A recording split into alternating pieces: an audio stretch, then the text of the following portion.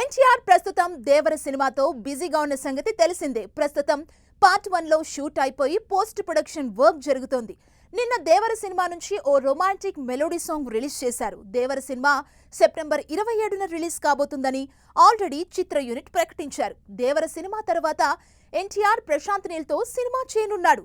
గతంలో నిర్మాణ సంస్థ Mythri movie makers NTR Prashanth Neel cinema shooting ఆగస్టులో మొదలవుతుందని ప్రకటించింది. ఇది కూడా మాస్ ఎంటర్టైనింగ్ గానే ఉండబోతుంది. ఇప్పటికే స్క్రిప్ట్ వర్క్ పూర్తవగా ప్రస్తుతం ప్రీ ప్రొడక్షన్ వర్క్ జరుగుతోంది. తాజా సమాచారం ప్రకారం ఆగస్టు 9న ఎన్టీఆర్ ప్రశాంత్ నీల్ సినిమా పూజా కార్యక్రమం నిర్వహించి ఆగస్టు చివర్లో షూటింగ్ మొదలు పెడతారని తెలుస్తోంది.